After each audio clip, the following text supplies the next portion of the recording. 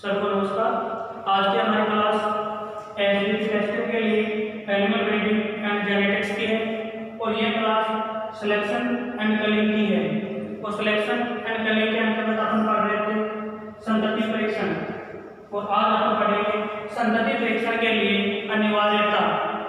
इसका मतलब होता है कि जिस पशु का अपन संतति परीक्षण विधि के माध्यम से चयन कर रहे हैं उस पशु के लिए क्या अनिवार्यता है या कौन कौन सी ऐसी विशेषताएं हैं जो उस पशु में पाई जानी चाहिए या जो पशु ये विशेषताएं अर्जित करता हो उस पशु को इस विधि द्वारा चयन का महत्व मिलना चाहिए। तो सबसे पहले अपन देखते हैं, अगर आप नोट्स बना रहे हो तो पेन और कॉपी साथ में लेके बैठना।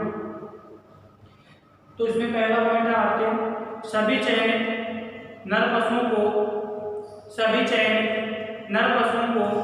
मादा के साथ सहवास का समान अवसर मिलना चाहिए।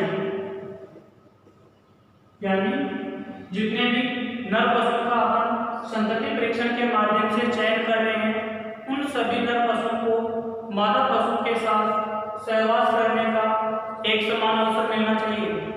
ये नहीं कि अपन ने 5 नर पशुओं का चयन किया है, उसमें से 3 नर पशु ऐसे हैं जिनका अपन मादा पशु के साथ सहवास करवा रहे, लेकिन उसमें से 2 नर पशु ऐसे हैं जिनका अपन मादा पशु के साथ सहवास नहीं करवा रहे, तो उन पशुओं के प्रजनन मूल्य का और उनके उत्पादन का अपने को पता नहीं लगेगा।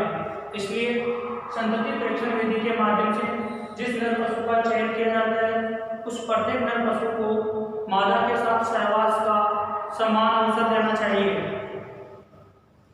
दूसरा पॉइंट, सभी संततियों को एक समान वातावरण व खान पान पर रखना चाहिए।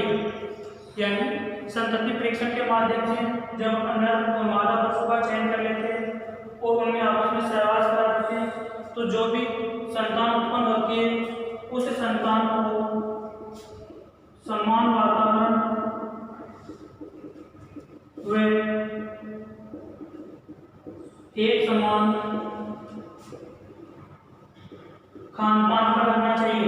ऐसा नहीं होना चाहिए कि उसमें से भी अपन कुछ मादा पशुओं को दूसरे वातावरण में रख रहे हैं और अलग आहार दे रहे हैं और कई मादा पशु हैं या मादा बच्चे हैं उनको अलग वातावरण में रख रहे हैं और उनको अलग आहार दे रहे हैं। ऐसा नहीं करना है। जो भी संतति पैदा होती है उन सभी संततियों को एक समान वातावरण और एक समान खान पान पर रखना है। नेक्स्ट अगला पॉइंट है आपके इसमें कि संतति परीक्षण के लिए प्रत्येक चयन होने वाले नर की कम से कम 5 संतति इस जांच में होनी चाहिए। यानी संतति परीक्षण के माध्यम से जिस भी नर पशु का अपन चयन कर रहे हैं तो उस नर पशु की कम से कम 5 संतति इस प्रोजेनिक टेस्टिंग के अंतर्गत होनी चाहिए ताकि पशु का सही मूल्यांकन हो सके, उसकी जेनेटिक संरचना है उसके बारे में सही जानकारी मिल सके। अगला पॉइंट है इसमें कि संतति जितनी अधिक होगी पशु के चयन में त्रुटि उतनी ही कम होगी। साफ साफ बात है, या तो अपन एक ही नस्ल के आधार पर पशु का चयन करते हैं और एक अपन उसकी 3 या 4 पीढ़ी तक उसके पूर्वज है उनका रिकॉर्ड देखते हैं या उसकी संतति है उसका रिकॉर्ड देखते हैं और फिर पशु का चयन करते हैं तो उस चयन में त्रुटि की संभावना बहुत ही कम हो जाती है। नेक्स्ट और लास्ट पॉइंट है इसमें संतति परीक्षण के लिए अनिवार्यता का कि एक मौसम में पैदा हुई विभिन्न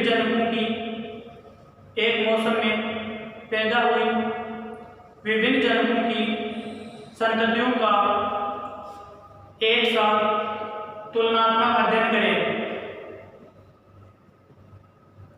और संतति परीक्षण के लिए सभी स्वस्थ संततियों को शामिल करें। संतति परीक्षण के लिए जिस भी संतति का अपन चयन कर रहे हैं वो संतति पूर्ण रूप से स्वस्थ होनी चाहिए, उसमें किसी प्रकार की बीमारी नहीं होनी चाहिए। क्योंकि अगर उस पशु में या उस संतति में किसी प्रकार की बीमारी होगी तो उसके वास्तविक उत्पादन का या उसके वास्तविक प्रजनन क्षमता का पता है वो नहीं लग पाएगा, तो उसके आधार पर गलत पशु का चयन हो जाएगा। अब अपन पढ़ेंगे संतति परीक्षण के लाभ।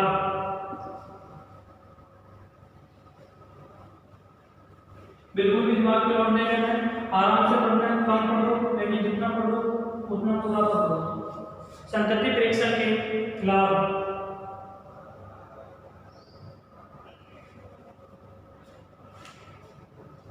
तो सबसे पहला लाभ है इसमें आपके कि यह विधि उन पशुओं के चयन की सर्वोत्तम विधि है। यह विधि उन पशुओं के चयन की सर्वोत्तम विधि है जिनमें इच्छित गुण जो गुण अपने को चाहिए। उन पशुओं के चयन की सर्वोत्तम विधि है जिनमें इच्छित गुण केवल एक ही लिंग वाले पशु या पक्षी में प्रदर्शित होते हैं। यानी संतति परीक्षण उन पशुओं के चयन की सर्वोत्तम विधि है जिनमें इच्छित गुण केवल और केवल एक ही लिंग के पशु या पक्षी प्रदर्शित करते हैं। जैसे एग्जाम्पल के तौर पर अगर देखेंगे,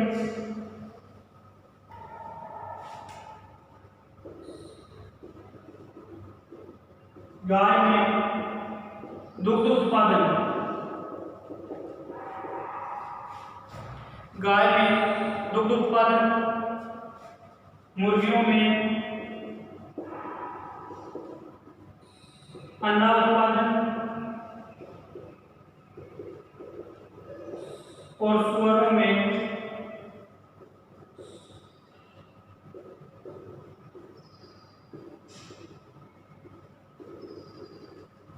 बच्चे उत्पादन का गुण। ये सभी गुण हैं जो केवल और केवल मादा पशु में पाए जाते हैं। तो लिंग हमेशा दो ही होते हैं, एक मेल होता है, एक फीमेल होता है। कई लक्षण ऐसे होते हैं जो केवल और केवल मेल में पाए जाते हैं, तो कई लक्षण ऐसे होते हैं जो केवल और केवल फीमेल में पाए जाते हैं। जैसे किसी पशु का दुग्ध उत्पादन के आधार पर चयन करना है तो दुग्ध उत्पादन का गुण किसमें पाया जाएगा? मादा पशु में पाया जाएगा। अगर मुर्गी है और मुर्गी का चयन करना है तो मुर्गी का चयन अंडे उत्पादन की क्षमता के आधार पर किया जाता है और सुअरों का चयन उसके बच्चे उत्पन्न करने की क्षमता के आधार पर किया जाता है। तो यह विधि उन पशुओं के चयन की सर्वोत्तम विधि है जिनमें इच्छित गुण केवल एक ही लिंग वाले पशु या पक्षी में प्रदर्शित होते हैं। जैसे गाय का दुग्ध उत्पादन, मुर्गियों में अंडा उत्पादन, सुअरों में बच्चे उत्पादन। ये सभी लक्षण केवल मादा पशु में पाए जाते हैं। तो इन पशुओं के लिए चयन की ये सर्वोत्तम विधि है। दूसरा लाभ है इसमें कि संतति की आनुवांशिक बनावट का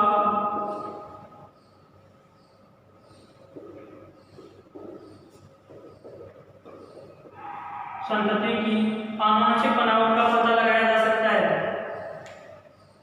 तो ये आपके संतति परीक्षण के दो लाभ थे। अब अपन देखेंगे संतति परीक्षण की त्रुटियां या कमियां कि किन कारणों से संतति परीक्षण है जो उपयोगी विधि नहीं है, या ऐसी कौन कौन सी कमी है जो संतति परीक्षण में पैदा होती है।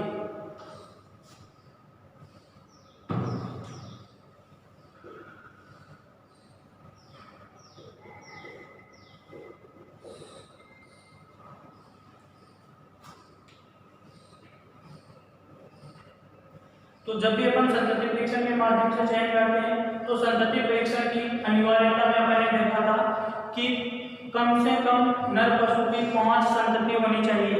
तो 5 संतति तक अपन अगर पशु को रखेंगे और फिर उसका चयन करेंगे तो ये काफी महंगी विधि हो जाएगी। तो सबसे पहला पॉइंट इसमें आपके ये है कि इस विधि से चयन करने हेतु कम से कम 5 बच्चियां होना आवश्यक है।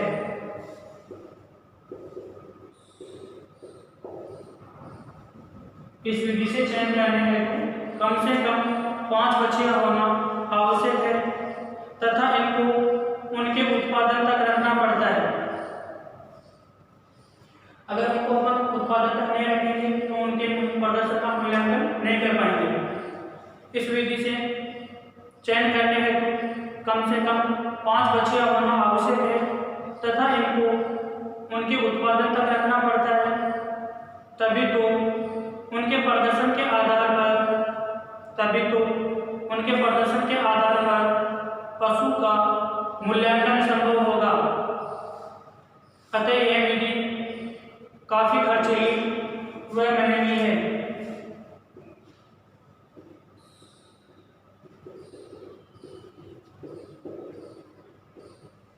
कहने का साफ साफ मतलब ये है कि अगर अपने को संतति परीक्षण के माध्यम से किसी पशु का चयन करना है तो वो पशु के चयन करने की काफी खर्चीली व महंगी विधि है।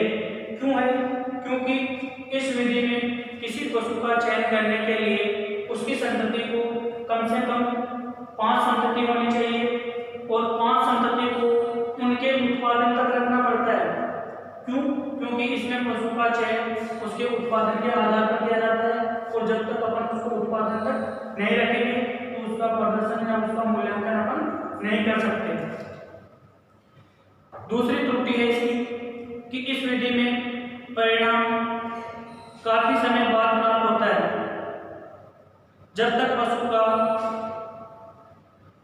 तक चयन होने वाले पशु की युवा अवस्था निकल जाती है। दूसरा पॉइंट है, इस विधि में पशु का परिणाम काफी समय बाद प्राप्त होता है, तब तक उस पशु की युवा अवस्था निकल जाती है। आज के लिए इतना ही पढ़ेंगे। जो आगे की प्रदर्शन की विधि है या चयन की विधि है वो नेक्स्ट क्लास के अंतर्गत पढ़ेंगे।